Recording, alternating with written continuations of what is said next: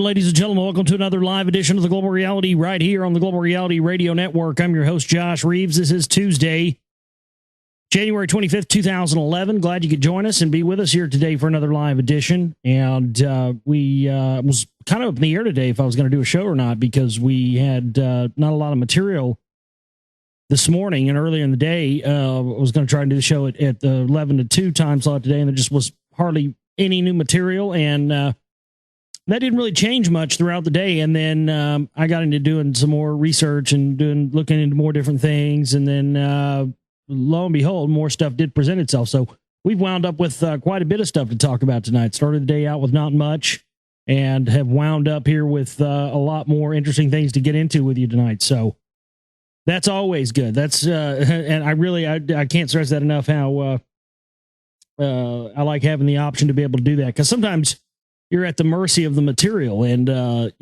some of these guys who do shows day in and day out, regardless of if there's material or not, tend to have sort of a tendency to rehash things or go over the same shit over and over again and repeat the same stuff. And I do repeat myself a lot because it's relevant to the subject matter that we're talking about. But, I don't ever want to get up here and feel like I'm repeating the same stuff day in and day out. That's no fun. But nonetheless, we've got a lot of stuff to get into with you here tonight. And I'm getting a message that's saying it's Australia Day, the day that the Aussies celebrate Queen Elizabeth Commonwealth of Australia Corporation, registered in Washington, D.C. Oh, well, all right. Well, then, good day to all you down there in Australia. Then we've got it's amazing. We get a lot of listeners in Australia and also in New Zealand. But don't tell them that, or they'll not be happy about the fact that they actually agree on something, which would be my show. So Australians and New Zealanders don't tend to like to agree on anything, but they seem to agree on both liking my shows. We get a lot of listeners from Australia and New Zealand. So good day to everybody down there. Anyway, we're going to get into all the day's news and get into a lot of this stuff. We've got great people down there. I hope at some point in my life be able to get to that area of the world, but I always get a lot of just amazing how many listeners we have in that area of the world. It's very cool. I get a lot of emails from people in Australia, and it's great. I get messages from people listening to the show in the pub in New Zealand. That's always, it's always cool. But nonetheless, yesterday on the show, we started out talking earlier in the show yesterday. We were discussing this new campaign, more appropriately titled new publicity stunt that is being perpetrated by none other than Mr. Alex Jones. And after the show yesterday, it was made apparent to me, I guess this came out later in the day, it was come to my attention that I guess there was a final draft of the initial poster that he had put out for this V poster campaign that he's initiating at Infowars.com. And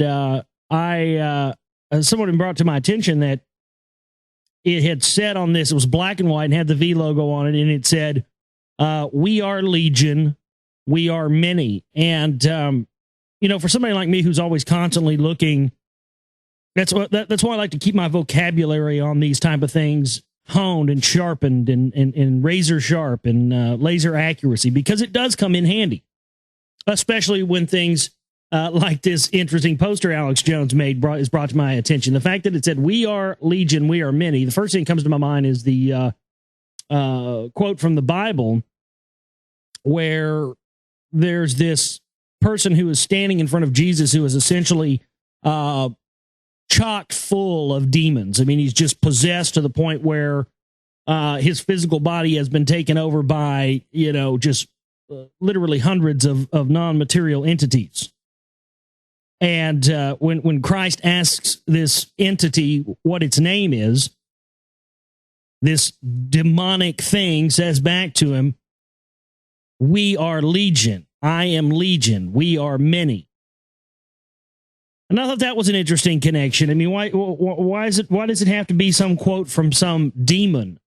First off, is my first question. I have many questions, but that's number one. Why does it have to be some quote from some demon on the on this poster that Alex Jones has made for his V campaign? I mean, that in and of itself is red flags, but there are more than that. The other thing about it is that the connection there, as I said, with this whole, a statement of something that's supposedly being done for the good of the people. As Alex Jones claims what he does, he claims he's some purveyor of humanity, when actually he is one of the agents that is helping to destroy humanity, and that is a fact. Too much information, too much proof now, ladies and gentlemen, to not say that Alex Jones is an absolute agent of evil.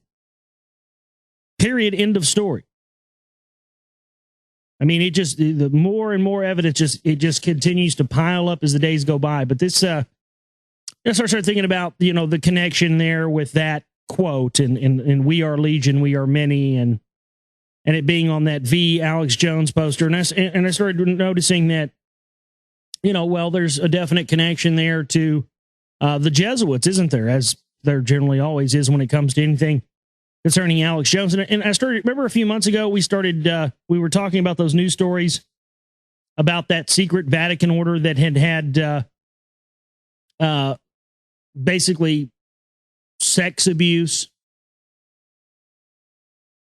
claims made against Aripe, Father Aripe, or something like that. Well, that was the interesting thing about that group is the group is known as the Legion of Christ. And they're connected to the Jesuits in the Vatican. And, of course, you had that group getting total approval by Pope John Paul II as well, which is another interesting tie-in here. But this group, Vatican Pope Benedict has ordered a full Vatican investigation of Regnum Christi, a Catholic obscure group enduring in cult-like abusive conditions which operates in the U.S., Mexico, Spain, and the Philippines. What I'm gathering out here is I'm just gonna, before I go and read all this stuff, so you have a context of what I'm trying to say here. I have a sneaking suspicion in my gut that this Legionnaires of Christ, the Legion of Christ, the Legionnaires of Christ, is connected to the Patriot movement, Alex Jones, the Jesuits. I have a sneaking suspicion, and and maybe you'll see where I'm coming from when I read some of this stuff to you. So the Regnum Christi, a Catholic obscure group enduring in cult-like abusive conditions, which operates in the U.S., Mexico, Spain, the Philippines, and other countries. The members belong to the order's lay wing, Regnum Christi, a global community of some 70,000 Catholics in more than 30 countries who have families and regular jobs yet participate in the mission of bringing people closer to Christ. The alleged abuses came to light during an 8th-month Vatican investigation into the Legionnaires of Christ, a secretive religious order beloved by Pope John Paul II, but now discredited because of revelations that its charismatic founder sexually abused seminarians and fathered at least 3 children. The Vatican investigation of the consecrated women is the latest step in its crackdown on the Legionnaires of Christ. So this group, the Legionnaires of Christ, and this cult-like group, and their ties into the Jesuit order and the rest of it. I see these connections, and it just sounds like some of this stuff that we've seen out of these people pushing the religious agenda in the Patriot movement. And so this, when I kept seeing this Legion, we are many, popping up on this V poster. I kept seeing that, and it kept sticking out, and I kept thinking, well,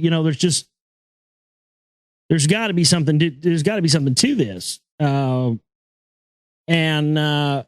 Again, there's some, we'll check this out. This, I think this was Nick who had pointed this out in the chat room yesterday. Let's see.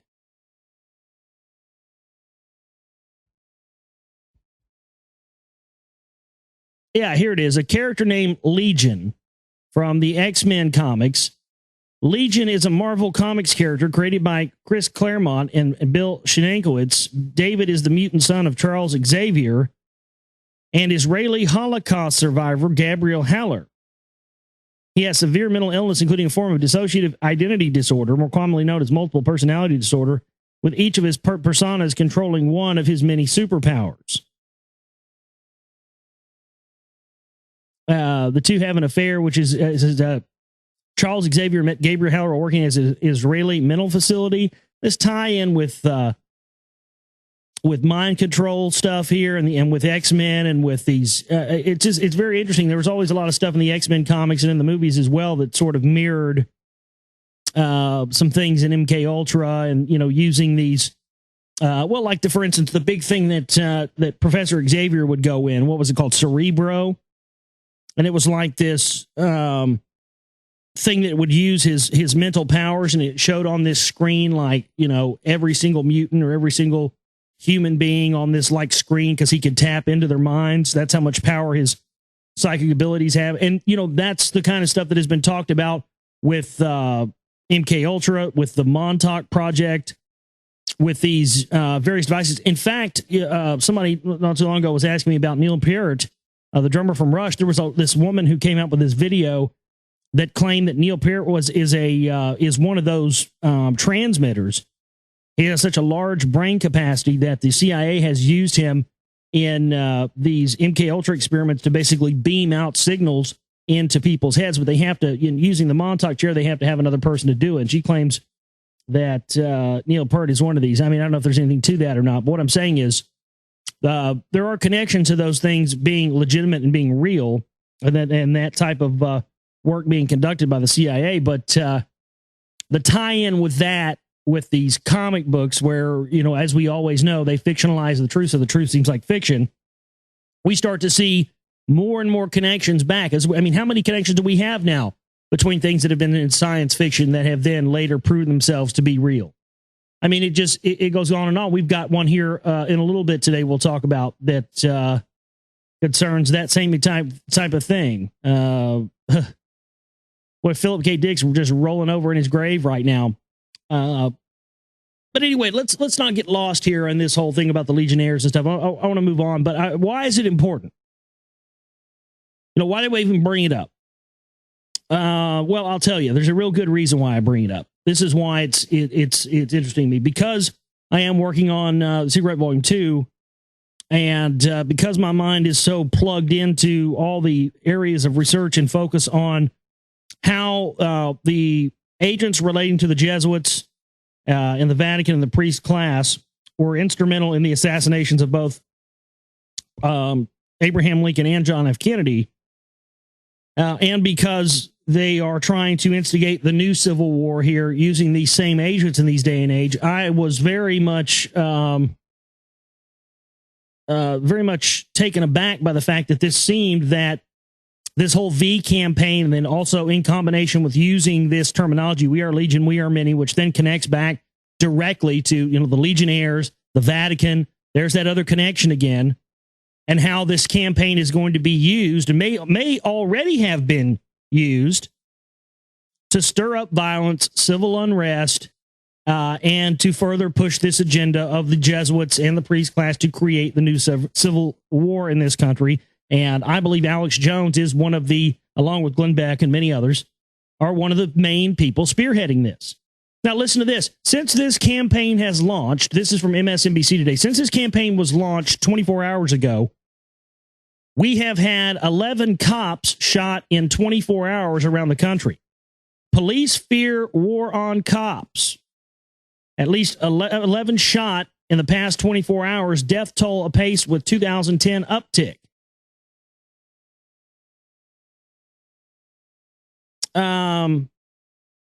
That's the is there a connection there? That's what I'm saying. That's my worry. That's why I point out this thing about we are Legion, we are many on this V Alex Jones poster, is because immediately yesterday when we first heard about it, I immediately started putting all the connections out there and talking about the symbology of what V means. And I mean, even the V itself, that we talked about the connections yesterday with the V itself, just that symbol by itself, none of the other lettering. We didn't even know about that. Remember, we were just concentrating on the symbology of the V yesterday, the Roman numeral 5, the Law of Fives, the Illuminati, the Order of Druids, the Freemasons, Winston Churchill. We went on to all that yesterday. If you didn't hear yesterday's show, listen to that. And then today, to combine that, after already having those connections with secret societies and the Illuminati and the Jesuit order and the Romans and all this stuff, we get today this thing about we are Legion, we are many. And so with 2 days worth of evidence with two particularly different things pertaining to this issue, and everything else we know about them trying to instigate armed conflict so they can bring in, this has been the entire fraud. This has been the entire lie of Alex Jones' work, just like his lies on eugenics that we talked about last week with the IAAEE. We pointed out all of those discrepancies and the reasons why when he talks about eugenics, he doesn't talk about that group. Because again, there we are. What's it do when you expose the IAAEE? You expose Jones and the John Birch Society and the rest of those guys. And so here we are back again this week with another topic of something that relates to Alex Jones and more things that relate to the priest class, the Vatican, the Jesuit order, the Sovereign Military Order of Malta, and the rest. After a while, you start to see that these are not just coincidences when you have this many examples, not to mention the voluminous examples we've gone on over a million times with the connection to the Sheen family and how the Sheens are Jesuits, and the connection to Hutton Gibson, father of Mel Gibson, who he's had on his show before and who he's friends with, and Hutton Gibson being a former Jesuit priest, all the heads of the John Birch Society being Jesuit trained, Alex Jones, uncle and father getting him into the John Birch Society when he was a child, Alex Jones working for the presidential campaign of Jesuit trained Pat Buchanan in 1996. All of these things, they just continue to add up and add up and add up. So when I saw this we are Legion, we are many thing, that was my thing where I was like, okay, this is a sign. This is a key. This is a very, very interesting little thing they let slip out where they're saying arrogantly, I might add, this is going to be your downfall, you arrogant fucking bastards. Arrogantly, this is us. This is what we're doing. And we are trying to do this to instigate violence and violent revolution in the United States. Another little key thing that they threw in that maybe people might overlook. You ever notice what the last song is, the end title song is on the movie V for Vendetta? The Rolling Stones. Tonight is right for violent revolution. I mean, Street Fighting Man, you just chose that song to put in there. See? Not to mention the connections with, we don't even get into the Rolling Stone, Tavistock, all the rest of that stuff. We don't have to even go there. My God. When is this going to become obvious to everybody except just us? That's my other question. So we've had 11 shot in the last 24 hours. A spate of shooting attacks on law enforcement officers has authorities concerned about a war on cops. In just 24 hours, at least 11 officers were shot. The shootings included Sunday attacks at traffic stops in Indiana and Oregon, a Detroit police station shooting that wounded 4 officers, and a shootout at a Port Orchard, Washington Walmart that injured 2 other deputies. On Monday morning, 2 officers were shot dead. A U.S. Marshal was wounded by a gunman in St. Petersburg, Florida. On Thursday, 2 Miami-Dade, Florida detectives were killed by a murder suspect that they were trying to arrest. It's not a fluke, said Richard Roberts, spokesman for the International Union of Police Associations. There's a perception among officers in the field that there's a war on cops going on. Well, I wonder why that would be happening. My God. When you've got people like Alex Jones and the rest of these people up there screaming, yelling about Darth Vader cops and getting people to assume that every single cop out there, wants to fucking tase you and rape you and fucking plant drugs on you and do everything else, you're going to get people in a heightened state of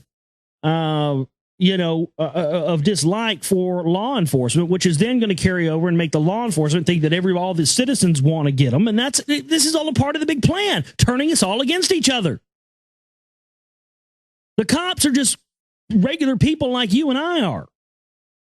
But we're allowing these invisible barriers to be put up in front of ourselves that we acquiesce to and just accept as being okay.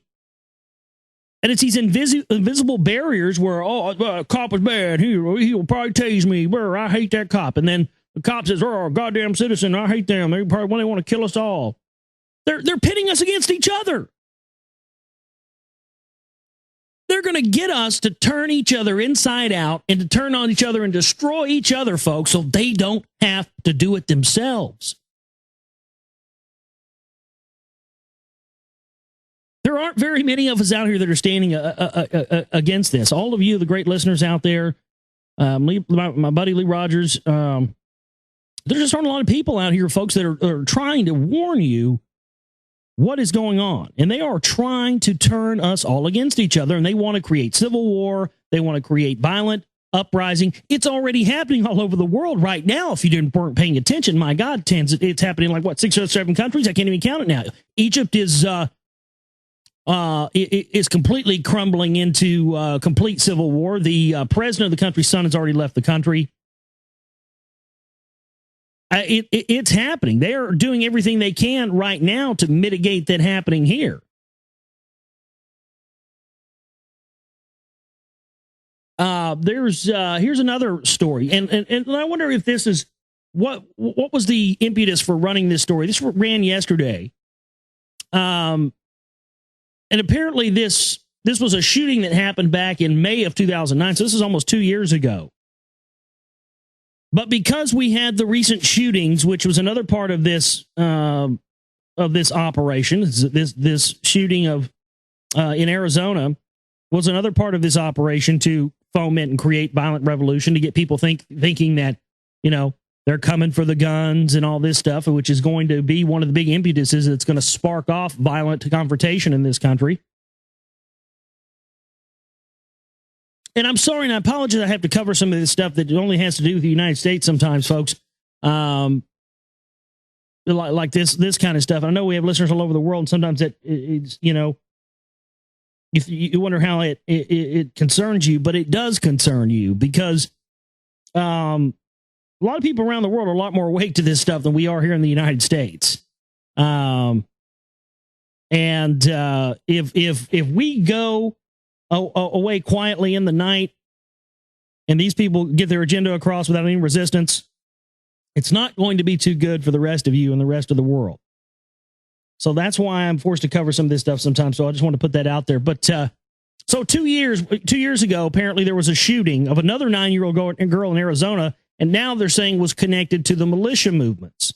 So this will be yet another article that will enrage the militia types, enrage the patriot types, and get them spoiling for a fight even more than they already are, and has the potential to push this thing into it. Now, I love how they're pointing out that this girl is 9 years old. Now, this happened a year and a half before the Arizona shootings, but yet they're using this to point out that this girl was 9 years old and she was shot by crazies in Arizona. And they're just now covering this and rolling this out yesterday. Marencia Flores, 9, was killed on May 30th, 2009, when a group led by anti-immigration fighter Shauna Ford raided the girl's family home in the border town of Arivaca, Arizona. Allegedly, the attack was organized in the name of the Minutemen, a crew of vigilante border patrols who hoped to steal money and drugs to fund their revolution against immigration. Flores' household was attacked mistakenly, for they had no drugs or money, but according to reports, Ford and her cronies commenced to shoot Briznia's father in the head, killing him before wounding her mother and eventually shooting Briznia in cold blood. Minutemen honcho Shauna Ford's trial is set to open this week, but why this story has not been thoroughly covered by the media but why has this story not been thoroughly covered by the media in the meantime? Well, because they didn't have a need for it. Now they'll roll it out because they're trying to run this big gun up and instigate civil war and civil unrest and violent uprising. So now they can use the story. So now they're going to allow them to print this story, I guess, as they did yesterday here, a year and a half after the fact. Opening arguments began on Friday, according to a detailed report in the Daily Beast, which provides ugly but necessary education on the trial many have been unaware of altogether. They also noted in the article it is the similarity it bears to the recent national tragedy. Now, no, wait a minute. That should have nothing to do with it. Whether it does or whether it doesn't, trying to connect, this is why I've been telling people for years these militias are ops. A militia was never supposed to be something you had a Facebook and a MySpace and business cards for and advertised and just said, oh, yeah, I'm in this militia and it's on the internet. That goes against the whole premise of what the militias were originally supposed to be. Militias were supposed to be citizen patrols, citizen people who got together in secret. Now you got, these motherfucking militias out there telling their, oh, yeah, my militia, here's our website, here's our Facebook and our MySpace. We even tweet when we have meetings and when we're cleaning our guns. I'm cleaning my 50 cal right now. I better go and tweet that. I mean, these guys are fucking operators, folks. Nobody in a real militia would ever do that. And these stupid ass fucking bitches posing on their MySpace and their Facebook with their guns. Don't be showing people your fucking guns. That's your private thing that you don't need to tell anybody about. Nobody besides you and your family should know how many guns you have, where they are, or anything else. I'm sorry. You got to call those people for what they are. Those types that pose on their goddamn MySpaces and Facebook and everything else with their fucking, oh, look at me, I got short shorts on and you can see my cooter almost. But there, I'm holding a 50 cal. I mean, it's just, it disgusts me. It makes me want to puke. And you bitches are not hot.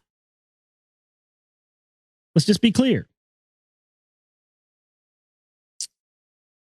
So it does seem that, they're pushing this shooting that these militia types were in, these Minutemen, a year and a half before this Arizona shooting, and they're trying to say there's a connection.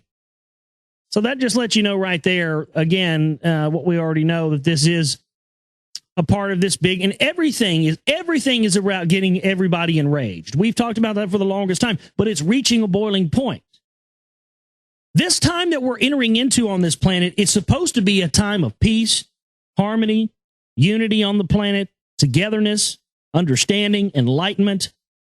We are about to reach galactic alignment, ladies and gentlemen. This is supposed to be one of the most celebrated events in the entire galaxy, solar system, universe, multiverse that happens ever. And it is supposed to be a uniting time for people of all peoples of all galaxies. And what are we doing? We're not talking about galactic alignment. We're not talking about, setting aside the differences of the world and coming together and uniting in peace. We're talking about, Jesse Ventura is going to sue the TSA because they grabbed his junk. Oh, doesn't that make you mad and want to fight? Roar. Or so-and-so is going to come get your guns because the police state's here and they're coming to get you and they're going to Darth Vader you and they're going to rape your wife and they're going to take you off to that FEMA camp, boy. But does this not seem like a problem to anybody else? This is not supposed to be the mentality that we're supposed to be having in the time that we are now entering. We are in the first beginning month of 2011, folks, and it's already this exciting. We hadn't even hit month 2 yet, and we've already, my God, this month feels like it's been 3 months. Does anybody else feel that way? The month of January feels like it's just gone on forever. Seems like forever ago since even New Year's. But we're not supposed to be engaging in this sort of negative mentality right now.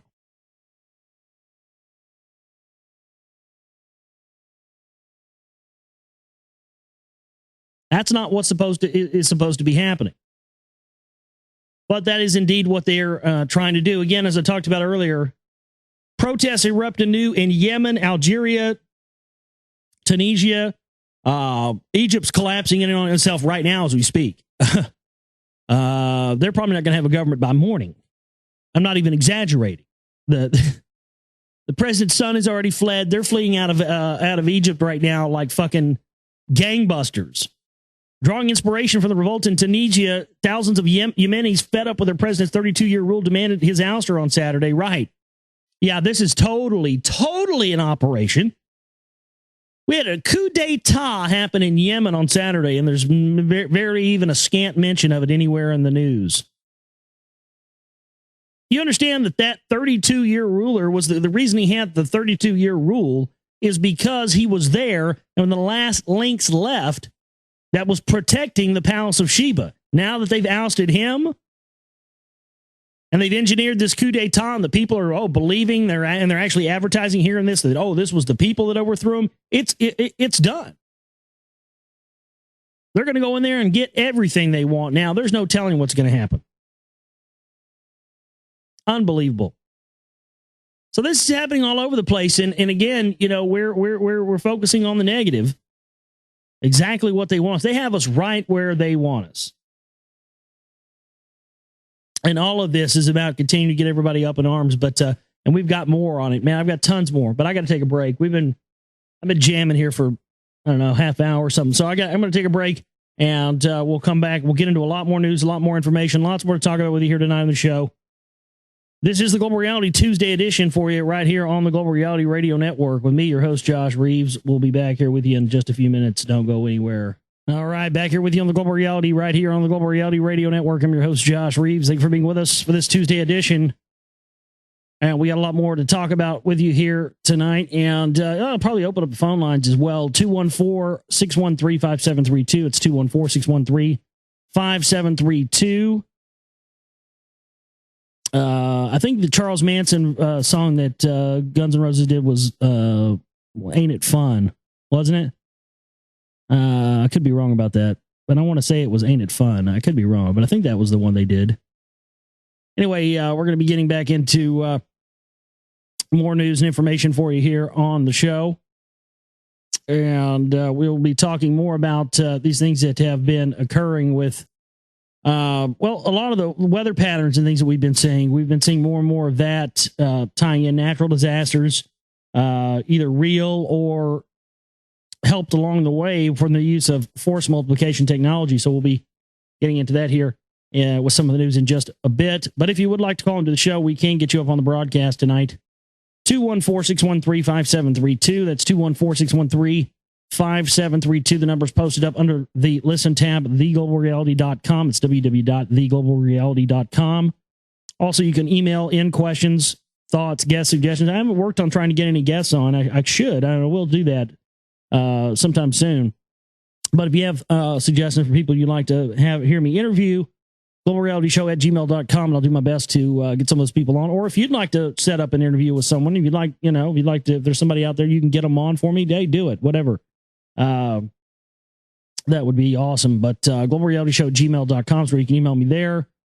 Also, everything is up at my website, theglobalreality.com, as well as all my films, the documentaries. There's also the video clip section up there now. Be sure you check out that little section that's to the right of where my documentaries are that says video clips, because what's going on there is it's essentially becoming like a greatest hits collection of video clips that a lot of our listeners, and I think we're up to like 3 or 4 or 5 different people now that are making these YouTube clips. Illuminated Scam from the chat room. He's from the UK, so give him a big oi when you see him. But he's making them just about every day out of the show. So that's awesome. But that's where those are being collected at. And those are sort of highlights, specific portions of the show that are identified by their title and what the information pertains to. And that's a great little thing to use if you're trying to, give people maybe a quick capsule breakdown of a particular topic. And there are lots of different particular ones up there, and lots of great clips from classic shows. There's clips from classic interviews I've conducted with people such as Peter Dale Scott, the original classic Peter Dale Scott interview from 2007, third show I ever did. This is the show where I found out about the CMP. It's now up there in the video clip section. There's interviews with Freeman up there, Michael Desarian. There's a whole bunch of different ones in that, and then also other topics and various ones that I've discussed and got into. So that's there as well. We also have the Chipping banner for the bills for the month, and we have the donate button down at the bottom. And the donate button should be used for larger donations. If you want to donate towards our work to help us buy more equipment and make the films and all the rest of it, use that. And then the Chipping banner is there for the bills and everything else. We also have monthly subscriptions where you can become a member and have a recurring donation that comes out of your bank account every month, where you don't have to come back every month to use the Chipping banner. That's there for your convenience as well. So I want to make sure I got all that stuff out there, because we do have a lot of new listeners all the time, and our listenership has been growing quite a bit lately. Kind of stayed the same for a while, and then lately we've sort of had an uptick in listenership lately, which has been great. So let's get back into the news now. Now, before the break, we were talking about this push to enrage people, and last week I had discussed my concern about the now lowering of the parts per million of the fluoride mixture in the United States water.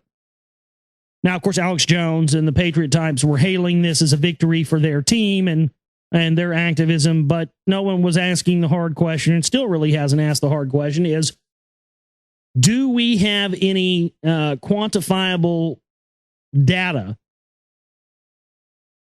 on how this can affect large sections of the population? I say we do have quantifiable data in the form of data of what we see when it comes to SSRIs, which of course are largely fluoride based.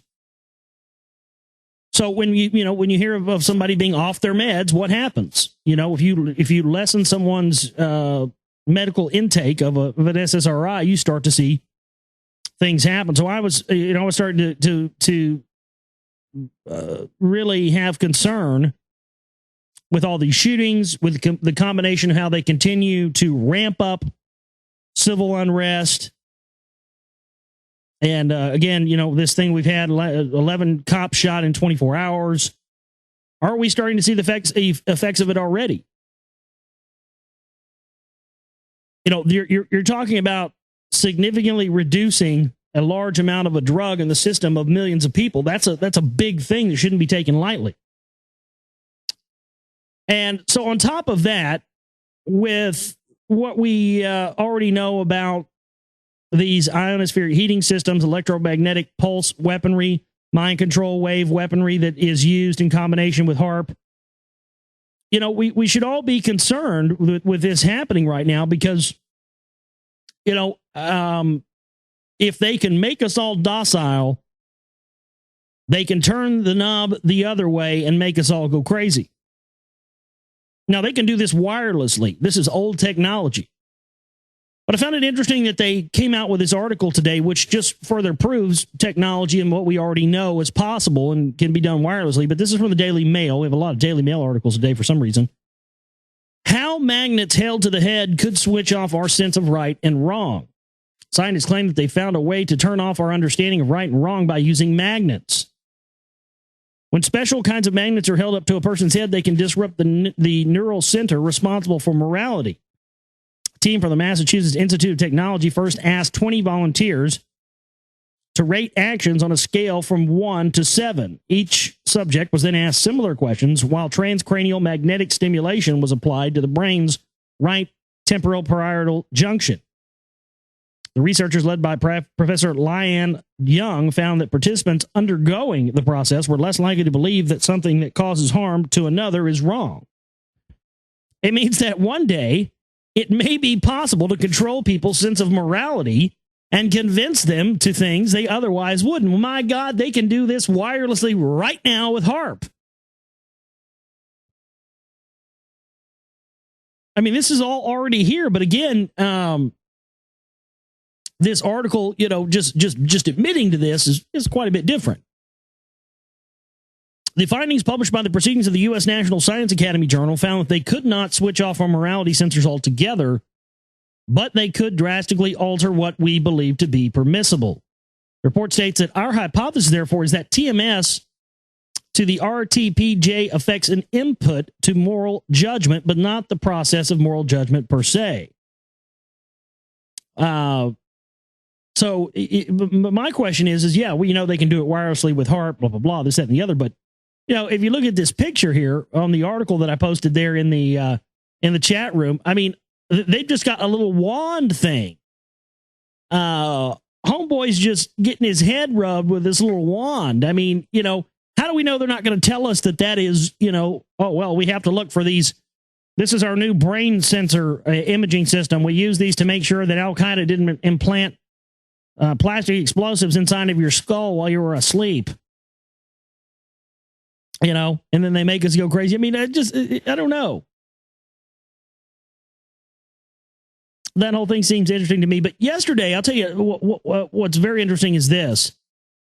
Since the first of the year, when we first started talking about the operation that looks as if it's going to be taking place in May along the New Madrid fault line, and my belief that they're probably going to be staging a massive earthquake or inducing a massive earthquake, more appropriately, along the New Madrid fault line at some point.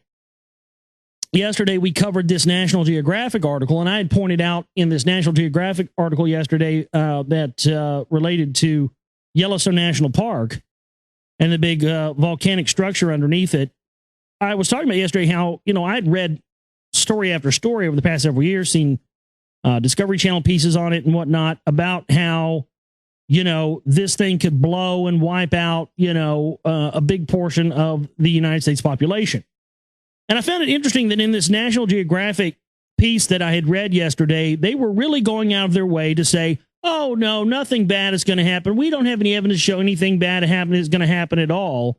But yet the article was about how this thing is being active and could blow. I mean, it was complete Orwellian doublethink because, first off, the title of the article was indicating that something big was about to happen at Yellowstone. And then once you read on down through the article, then they're saying, oh, no, there's no reason to believe anything bad's going to happen at all.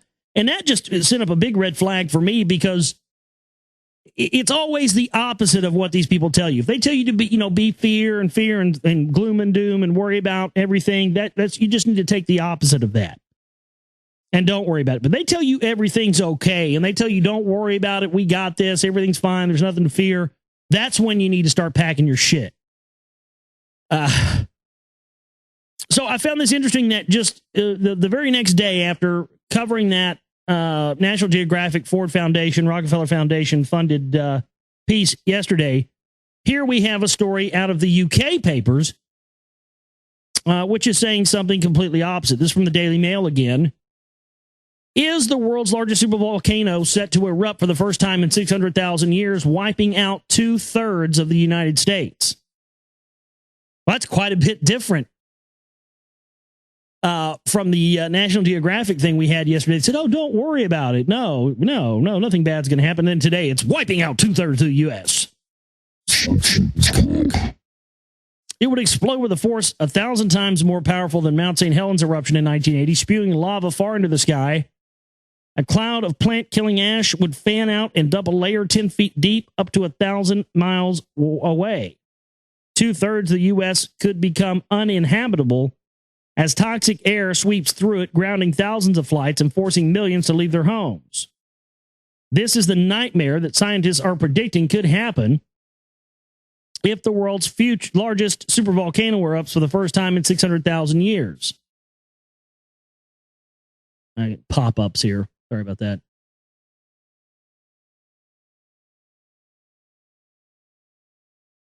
Yellowstone National Park's caldera has erupted 3 times in the last 2.1 million years, and researchers monitoring it say we could be in for another eruption.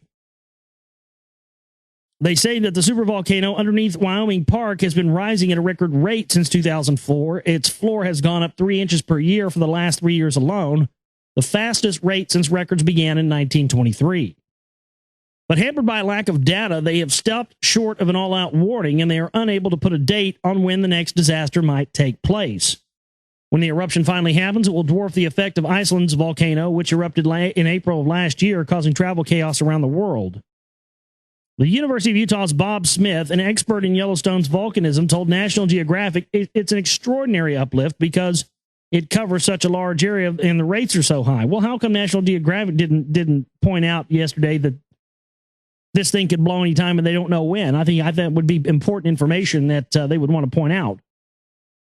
At the beginning, we are concerned it could lead up to an eruption, but he added, once we saw the magma at the depth of 10 kilometers, we weren't so concerned. If it had been at depths of 2 or 3 kilometers, we would have been a lot more concerned. And so, see, they're saying, oh, well, yeah, it could blow at any time. It could wipe out 2/3 of the United States population, but it's okay. Don't worry about it. See, that's all they give you. They give you the medicine, and then they give you the sugar to wash it down with. Yeah. I'm just really, really, really worried about that. Yeah. FEMA's allocating all kinds of preparation, including body bags for expected event along the New Madrid fault line. Yes, that's absolutely true. There was a bunch of water companies, like survival water companies or something, they had purchase orders, I think, or something like that for that actually said something about New Madrid stamped on the purchase orders or something. Yeah. I mean, it's happening. It's going to happen. I'm just wondering, because now we're hearing, and again, FEMA in June of 2008 or May of 2008 was drilling in Ohio on these exact scenarios. So it makes me wonder what's going to happen on the East Coast, because we haven't heard much about what's going to happen on the East Coast. It just makes you wonder, because these drills in May of 2008 were concerning a terror attack, dirty bomb, suitcase nuke, biological weapon in combination with a hurricane, an earthquake, a flood. And of course, we've seen all this talk now where they're completely moving away from any fear-mongering pertaining to the California big one or the big California earthquake, and now saying that super floods are going to wipe out a lot of California. That was what they were saying last week. But yeah, national level exercise 2011. Yeah, I covered that a couple weeks ago. But it is interesting that they are sort of pointing this stuff out. We've had more bird disappearance. I think it's pole shift. I think that's what's happening. I think all this stuff, volcanoes, birds, I think it's pole shift, 100%. But the evidence has been there to support that scientifically for the greatest amount of years. I think us being in the throes of a pole shift right now makes the most sense, and I think there's the most evidence to back that up. That's just me, though. The number of birds flying south to important wintering grounds in the Philippines has fallen sharply this year, with experts saying that the dramatic demise of wetlands and hunting are to blame. Despite some harsh cold weather across the Eurasian landmass, some water birds that usually migrate in huge flocks to the tropical islands have been completely absent, said Philippine-based Danish anthromologist Arne Jensen. The flyaway populations of several waterbird species are in constant and dramatic decline, Jensen, who advises the Philippine government on species conservation, told the AFP. Hence, the urgent need to establish real and well-managed hunting-free waterbird sanctuaries along the migratory flyways. Candaba, a swamp 2 hours drive north of Manila that has long been used as a pit stop by hundreds of species as they fly staggering distances between the Arctic Circle and Australia, appears emblematic of the downfall. Jensen said that bird watchers routinely counted 100,000 ducks at Candaba in the early 1980s as they stopped there for a rest while traveling the East Asian Australian flyway. But volunteers recorded just 8,000. So down from 100,000 to 8,725 water birds and 41 species during the annual census last weekend. And and so they're saying, oh, it's hunting that's doing this. Meanwhile, birds and everything else are disappearing all over the place.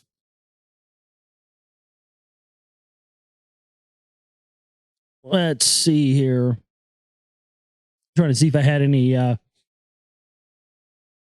related stuff. And I'm still wondering why the EPA was flying over Fort Worth yesterday, monitoring for conducting a chemical and radiological survey around Fort Worth, saying that this was something to do with the Super Bowl. I mean, who knows what they're doing in Dallas, where I live right now, and claiming, it's safety for the Super Bowl or whatever else have you. I don't know.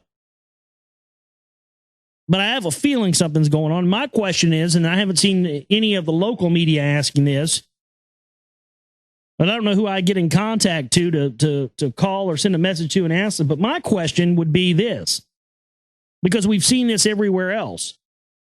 How much of this Department of Homeland Security grant money equipment that they've brought in for the Super Bowl here in Dallas, these pilotless helicopters, literally helicopter drones,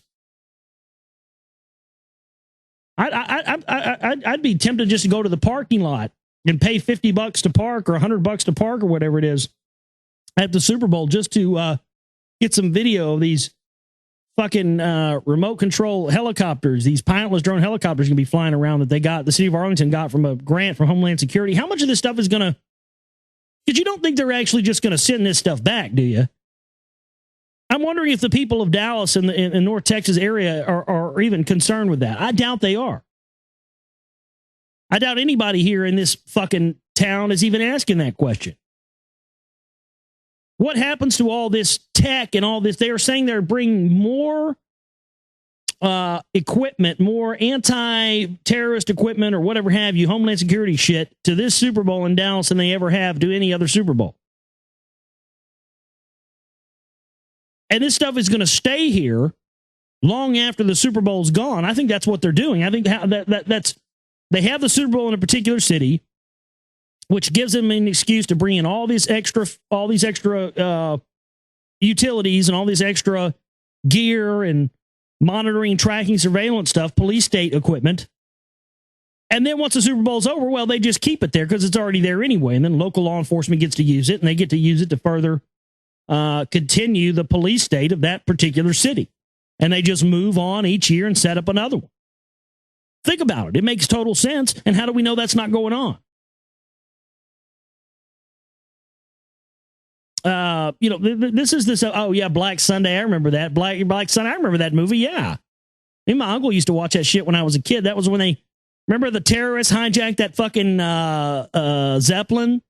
They hijacked a fucking balloon like the Goodyear blimp, and they crashed into the fucking stadium. Well, I've always wondered for years if somebody might actually do that in real life.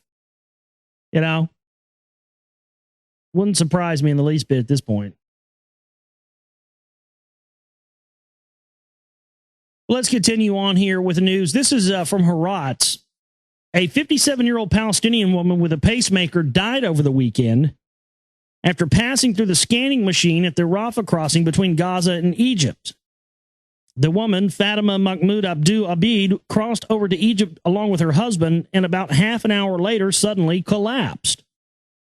She was taken by ambulance to a Rafah hospital on the Egyptian side where she was pronounced dead.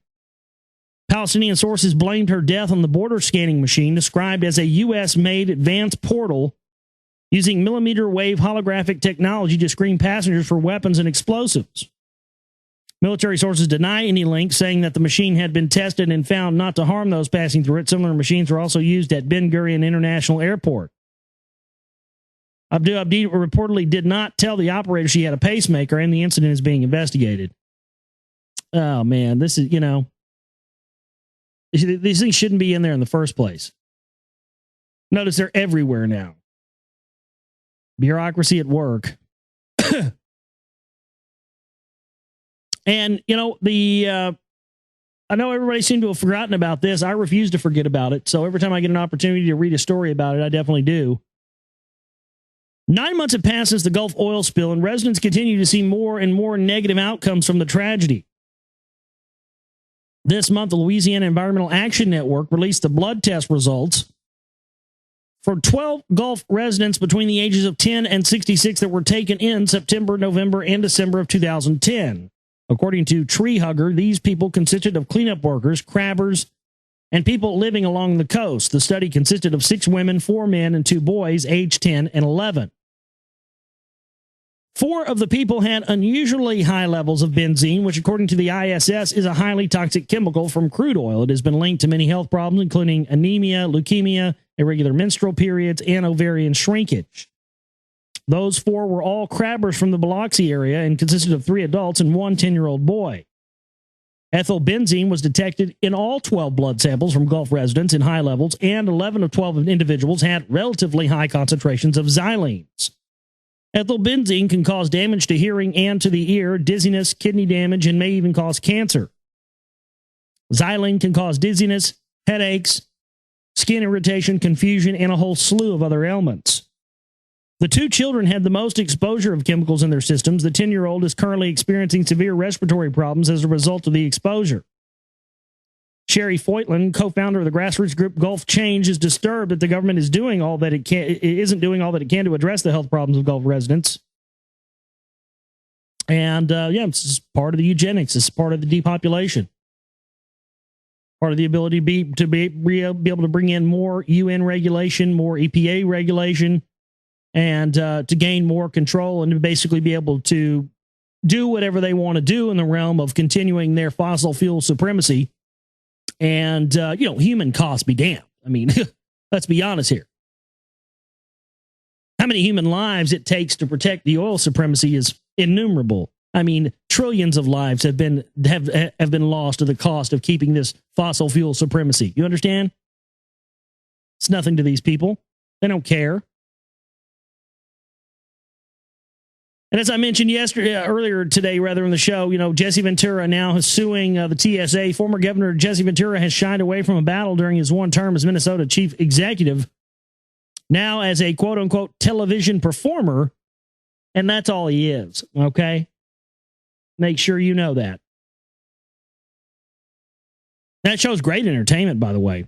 Just don't try to take it as anything relating to the truth.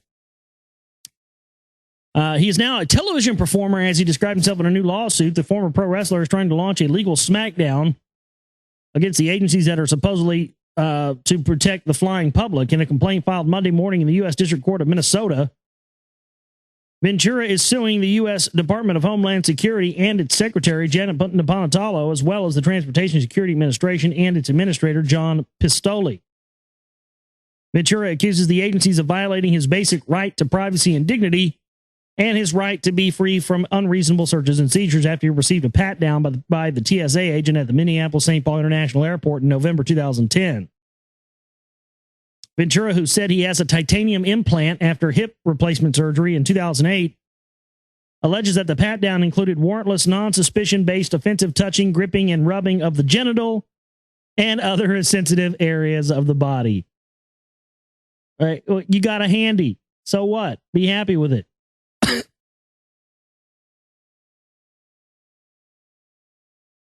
Oh, man. Oh, and you guys hear about this? Apparently now we have a vampire that's going to run for president. And this guy really doesn't look like a vampire to me. He looks like I don't know. He looks like gay Neil Young vampire. I don't know. That's what he looks like to me. So we have a gay Neil Young vampire running for president. There he is. Look, it's gay Neil Young vampire. Look at the picture. I put it in the chat room for you. There it is. Look. Tell me that's not gay Neil Young vampire. You can't argue that. Look, it's gay Neil Young vampire. Anyway, this guy's going to run for president now, and why not? Hell, the gay Neil Young vampire probably do better than Black Jeebus. That's too funny. You can't make it up, though. Many people have a problem with our two-party electorate system. They feel the parties make it impossible for anyone with a long-standing political connections to ever have a chance of becoming a leader. And the prominence of those parties means the independent candidates are basically just wasting their time. Frankly, one must wonder how fair our democracy is when half our presidents seem to be related to each other. That being said, here's a news story about a 2012 hopeful who thinks he's a vampire. This morning, ABC News took a look at 76 people who have already filled out paperwork to run in the up-and-coming presidential election. The most interesting, perhaps, is Jonathan the Impaler Sharkey. Sharkey is a vampire. You can tell because he wears dark clothes and sunglasses, and because the Impaler has become a popular nickname and like forever. Well, my God, isn't that funny? They start this article out and say, "Oh yeah, well, how fair is our democracy when all the presidents seem to be related to each other?" Yeah, how about all of our goddamn presidents, including Obama, including Bush, on and on and on and on, connected to 7 Ways to Sunday, the royal family, and everybody else? Guess who they're all blood related to? Brad Pitt and all the rest of them. Vlad the Impaler. This is a sick joke. I mean, literally, these bloodlines are literally in the same bloodline as Dracula. Not for real. Like, seriously. And then they have they're running a vampire as president. They want to say that he does kind of look like Nathan Explosion, doesn't he? Yeah. I'm going to run for president. It's going to be brutal. Yeah, that's too funny. All right, well, we're going to take a break and come back. We have more news and information to get into with you here tonight on the show. This is the Global Reality right here for you on the Global Reality Radio. Back here with you on the Global Reality right here on the Global Reality Radio Network. I'm your host, Josh Reeves. Thank you for being with us tonight here for this Tuesday edition of the broadcast. And we're going to continue on with our news here this evening on the show. Please support us at the website. The Chip and banner is there for the bills for the month, and the donate button is there at the bottom. For the films, if you want to support for the films there, that's how you do that. And it's all at the website, theglobalreality.com. We don't have commercials. We play music instead. We don't have advertisements on the website. We're in the process of getting ready to launch an all-new website entitled Infotainment Complex, rather. I keep saying Matrix. Infotainmentcomplex.com. I already have the domain and everything for that.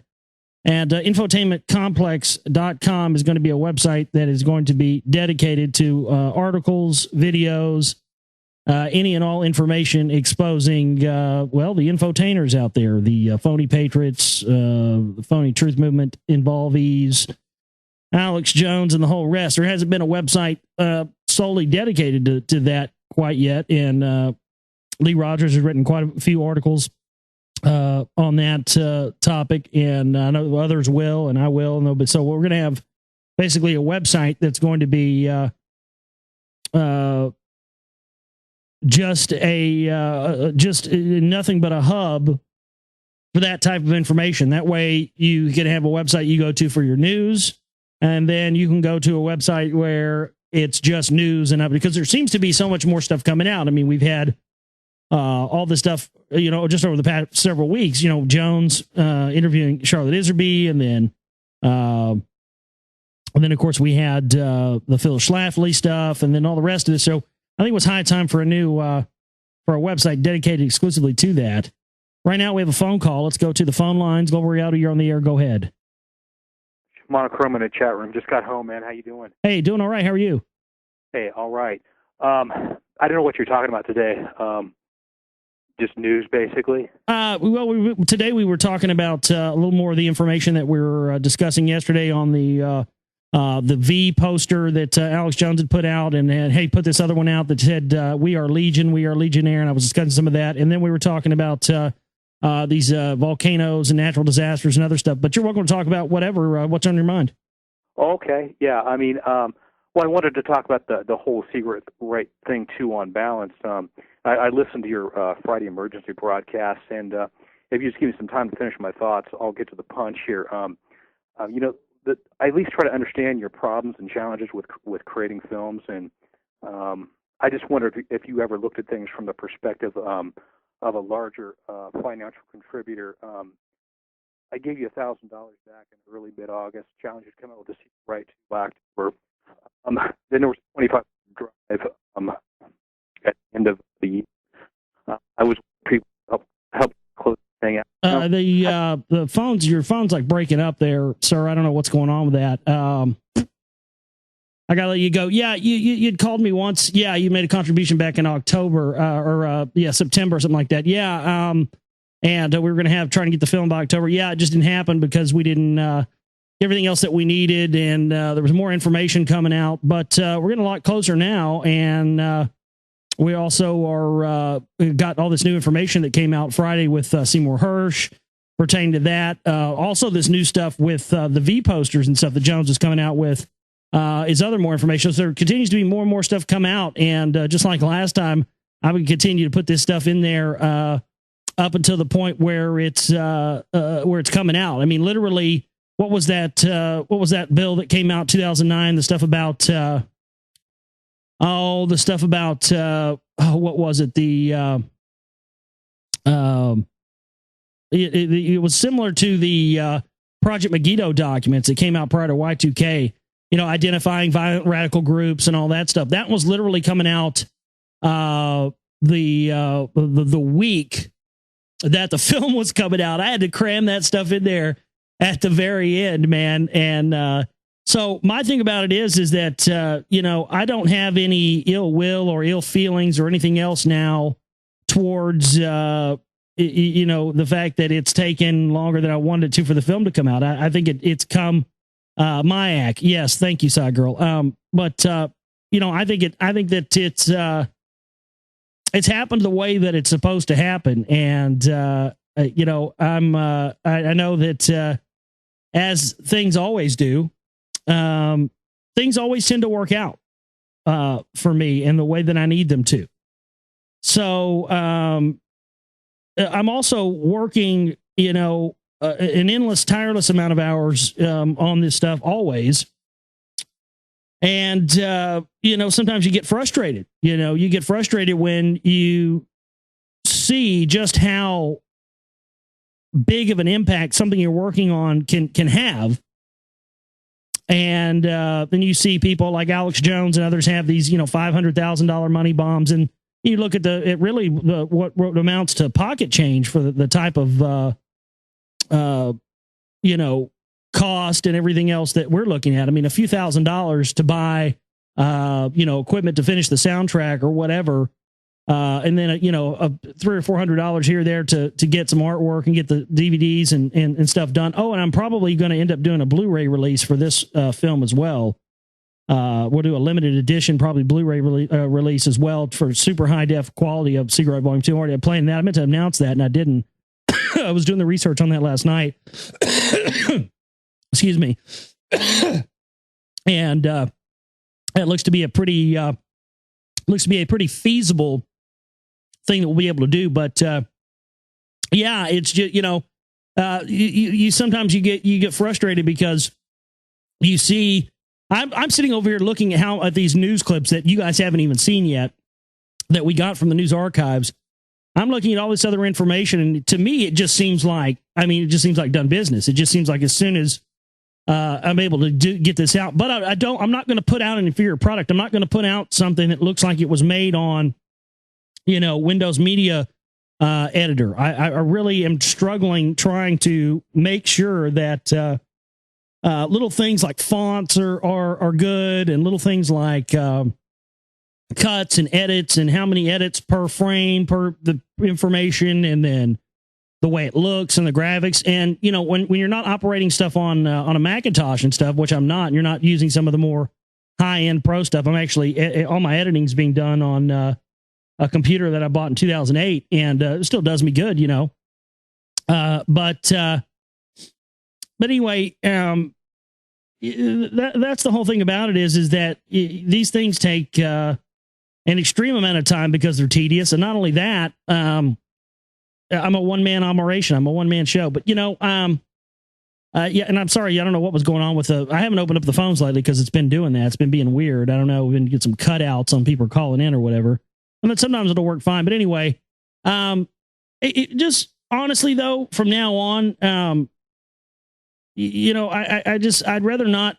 If you have something specific you want to ask or add, that's fine if it comes to information. But calling in about, you know, the minutia of making films and all this stuff, I'm just not really into talking about that on the radio.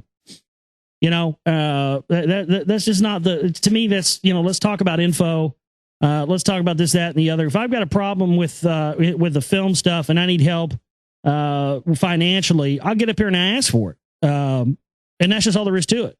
And, you know, we get help in when people can. You know, we're able to get it done. You know, I don't know what else to say other than that. I mean, just, you know, if you're not happy with my results, try to make a film yourself, you know, try getting involved in this stuff and get yourself a radio show and, you know, find yourself some topics and make some of these films yourself. And you'll see how tough it is. It's not easy and it's not always rewarding. And it's just tedious, man. It's just, you know, you're fucking, pining over what amounts to like, you know, 5 minutes of real actual movie time and you know, what amounts to 5 minutes of real actual movie time is sometimes a month's worth of work or 2 minutes or 2 months worth of work just for 5 minutes of video. Because it's just so tedious and there's so many little things to it. It's, you know, but the rewarding thing about doing it is the fact that when you put out a film and then you get to see somebody's face or you get to talk to somebody once they've seen it, man, you know, there's just no amount of money that can buy that. Because I've had people, you know, tell me that my first film, 9/11 New World Rising, woke them up to 9/11. I've gotten tons of emails and comments from people about that. I've gotten comments from people, you know, thanking me for waking them up to the CMP and the phony Patriots and Jones and stuff. And, you know, that's the most rewarding thing, because then it lets you know that there are actually people out there who care and are interested and want to help out and do what they can. And for a long time, it wasn't like that. You know, a long time, it wasn't that way when I was first talking about this stuff. But you know, if I had the resources to be able to fund all my films and everything else without, you know, the support of my listening audience, I would do that. But as it stands right now, I just don't. So, you know, you do what you can and you do what you can with what you got. And that's what I continue to do. And I have faith in myself and in the universe and everything else that everything's going to work out the way I need it to. And that may sound silly and stupid to you, but you know what? The things that have happened to me over the past 3 or 4 years of doing this radio show and the way my life has gone, the way that every time, you know, I need something to occur so that some next step in the game can occur. For some reason, the universe opens up and provides that. You know, it just does. And I can't explain it. And I just know that it's from manifesting your reality. And it comes from having a laser precision idea of what you stand for, what you believe. Also with the caveat of having what you believe being something that's also very changeable and constantly changeable. I wouldn't be where I am now if my belief system was, you know, concreted down to some foundation that was unmovable. And luckily it's not, which allows me to be able to understand and get a better grip around information. And will all of you as well. Whenever you don't find yourself attached to one ideology. And that's what happens in the truth movement and patriot movement is people get attached to one ideology. They get attached to one belief system. And then when new information, such as the stuff pertaining to the John Birch Society or the Council for National Policy or the Jesuit Order or the Alumbrada Society, being the true origins of the Illuminati, any of this stuff, people are a lot less receptive and have a lot harder time wrapping their minds around it because they're already tied down to their ideology and their belief system, and whatever falls outside of that, they consider not to be true if they didn't hear it from one of their paradigm approved pushers, meaning someone who is approved to push that paradigm and that paradigm alone. And that's what the whole phony truth movement's about. It's about creating a dogma, a new dogma that acts like it's not a dogma, and then pushes dogmatic mindsets onto people where, don't talk about UFOs, don't talk about aliens. That's a distraction. Don't talk about secret societies, talk about the bankers. Don't talk about the Jesuits, talk about the Jews. You see, it's a paradigm. And it's a way that they put you in another box while lying to you and telling you that you're a part of a freedom movement or a truth movement or something that is somehow uniting against the intelligentsia and the mainstream of society. But in the end, it's the same as it ever was before. And so that's what I hope to do. That's what my work is sort of garnered itself towards, partly. I still want to do things on other subjects, and I've talked about that. In fact, once I do this film on the Secret Right Volume 2 and I get that out, which is another reason why I've been delaying its release, is I want to be done with the topic pretty much. Not done with talking about it and exposing it on the show per se, but I did my first film, and it just seems like this long expanse of time, and I've only done films on like 2 subjects, and I want to branch out. I mean, I did my first film in 2007. It was a 9/11 film. Then within a month of releasing that film, literally within a month of releasing that film, I went from having a film out to having a radio show to finding Peter Dale Scott and having Peter Dale Scott on the show and finding out about the CMP. And so from that point of that on, I've been, for almost 4 years now, I've been concentrating on the CMP stuff. I've been exposing it, researching it, finding all the more new information, made volume 1 of The Secret Right, now working on getting volume 2 out. And so really when it's done, I want this to be the complete end of my series of films on this information. And I want to move on to other topics. I want to make a film on, I'm planning on making a film on transhumanism, and how that relates to, things like the Caesar 3 supercomputer. I want to make a film on that. I have a film that I'm going to make on Helen Blavatsky as well. The occult history of music. Secret Society film. I've got 5 or 6 other films in the pike that I want to get out there, and kind of move away from this stuff, from these topics, but not to stop talking about it on the show. But Lee's got another film coming out too. He's got a film called Phony Patriots coming out that's going to be on some of these topics as well. And he's going to get into some of the similar stuff, and then he's going to get into some different stuff as well for you. So I think between those 2 films, it's going to be a pretty good death knell for these phonies. But we got a lot more news to finish up with here. I'm going to blow through this and get through the final segment news blitz for you today. We talked about earlier, I meant to mention this when we were talking about the volcanic eruptions. Violent volcanic eruptions caused largest ever mass extinction 250 million years ago. Huge volcanic eruptions caused the largest mass extinction in history, scientists believe. The last permanent extinction, known as the Great Dying, devastated life on Earth when it took place 250 million years ago. It saw 95% of sea life wiped out and 70% of animals on land killed. While it was widely accepted that a meteorite was at least the partial cause for ending the dinosaur era 65 million years ago, it was unclear what led to the earlier, more severe extinction. Previous research had suggested massive volcanic eruptions through the coal beds in Siberia generated significant greenhouse gases that in turn caused runaway global warming. Now, scientists from the University of Calgary believe that the most violent volcanic eruption in history to be behind the extinction. Notice how, oh, wow, really? So the volcanoes caused runaway global warming. There weren't any SUVs and Hummers driving around, huh? Well, that's interesting. And, there was, we talked about several months ago, NASA had launched this satellite that was going to allegedly monitor carbon emissions and be able to give us, for the first time, hard data on world carbon emissions, right? Because up to this point, and even now, there's been no real evidence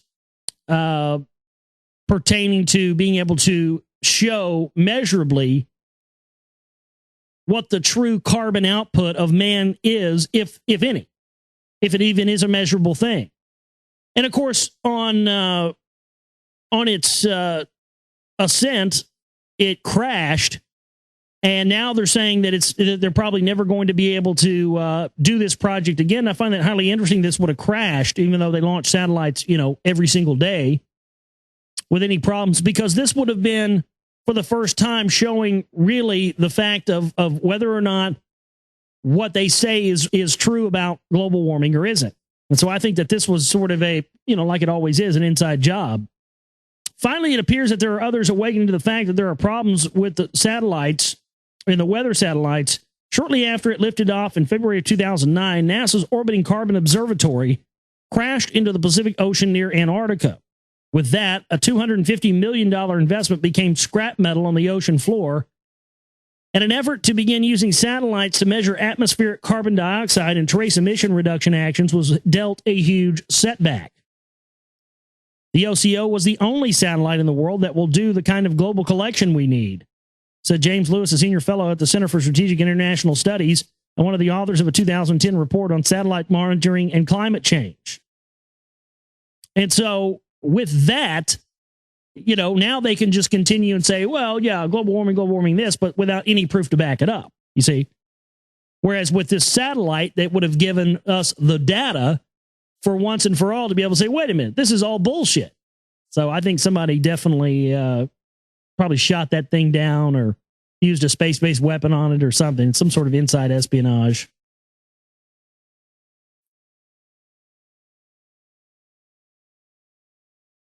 Let's see what else we got here.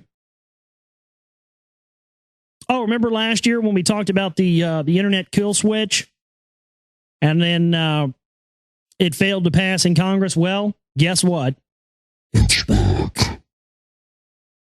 A bill giving the president an internet kill switch during times of emergency that failed to pass Congress last year will return this year, but with a revision that has given many civil liberties advocates concern. It will give the president the ability to shut down parts of the internet without any court oversight.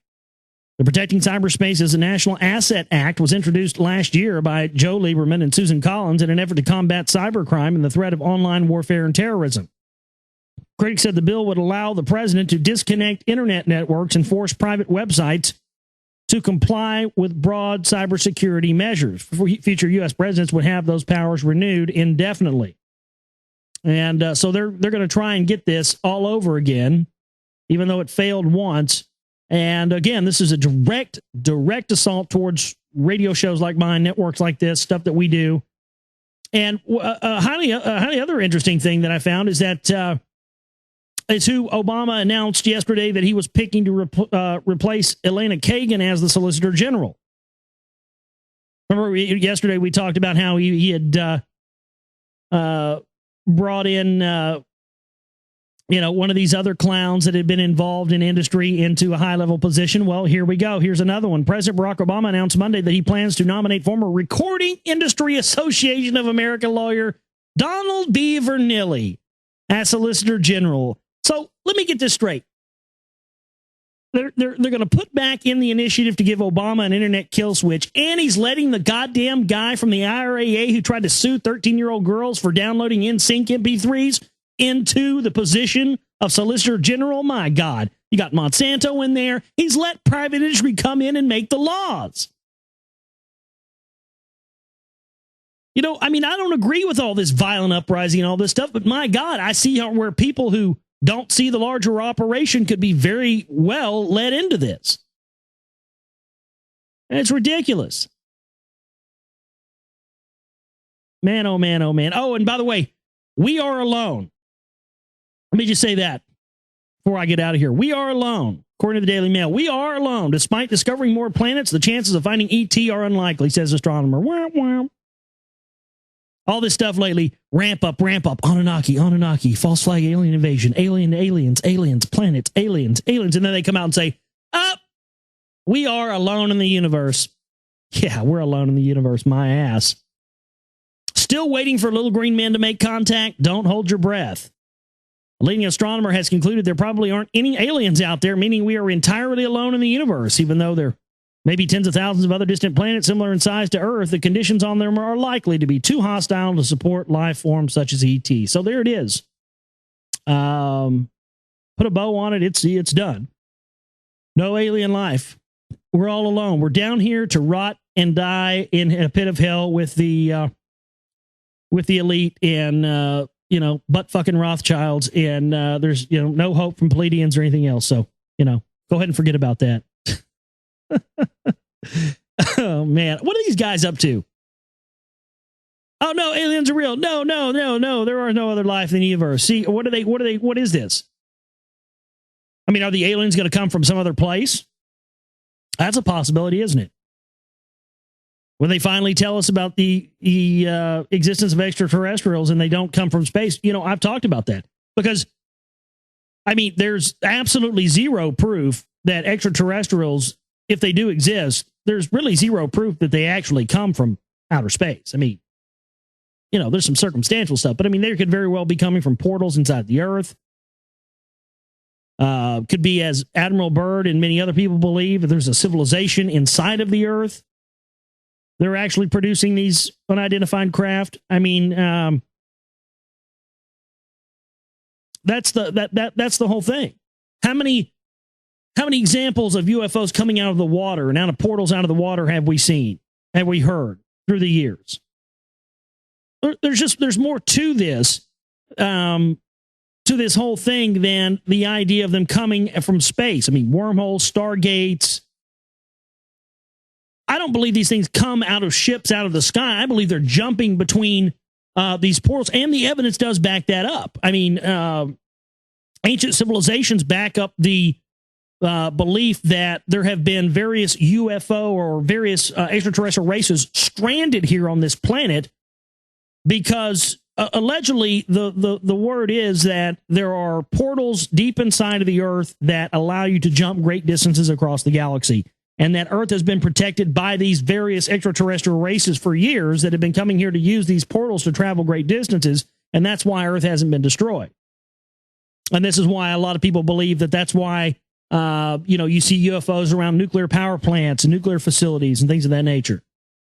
But I really do. I really think that there's a lot more to it. And I think that these are, whatever they are, these entities or extraterrestrials, are coming from portals within inside the Earth or somewhere under the oceans or anywhere else. It's just our perception of space not being under the water or space not being through portals or anything else.